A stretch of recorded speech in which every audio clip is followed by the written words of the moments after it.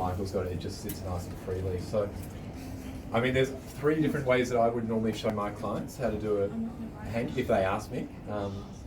So the first is just to sort of lay it flat, and then I just sort of loosely pick it up like that, and then sort of pull down on the fabric so you get this sort of shape happening.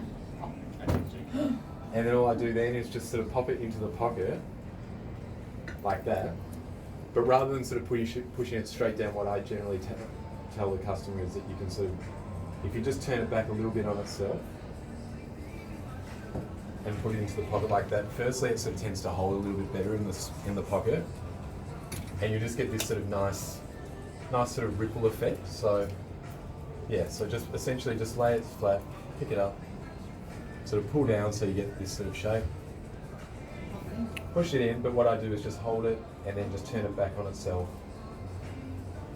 And sort of just, so that's generally how a lot of men like to wear their pocket squares, I find, or who come through this store, they like that technique.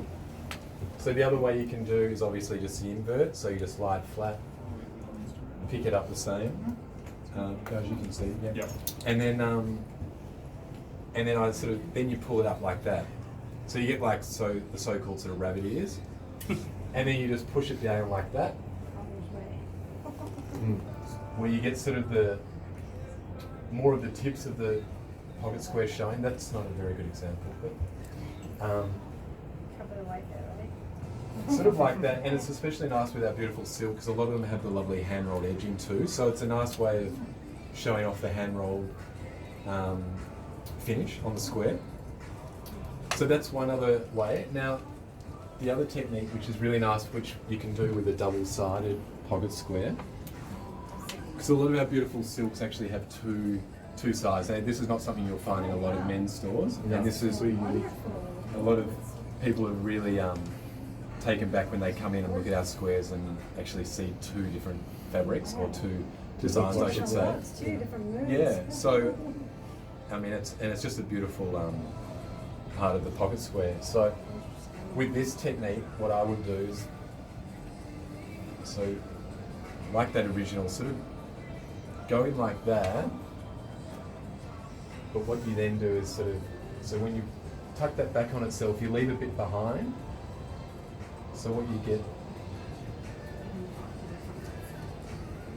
and if Paul wants to sort of, he may, want to show some other examples, but you get, so you get that sort of technique where you show that pattern on the square and a little bit of the reverse. And then obviously the flip side, so you take it that side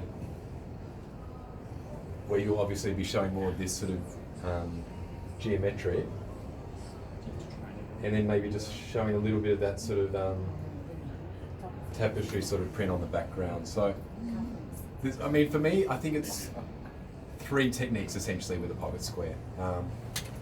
So like I said, just it all depends on the customer what they feel comfortable really with, and if they like it a certain way, and if they insist that they like it all nice but we just try and educate the customer to say, look, because a lot of our fabrics are beautiful silk and wools and linens, and like so if you see Jules wearing his, I'm not wearing one tonight, so I'm not a good example, but and Michael Brady, like they're all just nice and just natural. But if Paul has any other ways of doing a square, he might actually have a.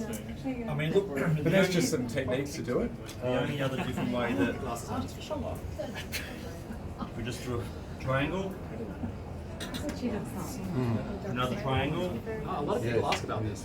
We're just going to do a little fold with the end, so you get this happening, and then we're just going to do a little twist down to the side, and you get a nice little, like a rosette sort of a.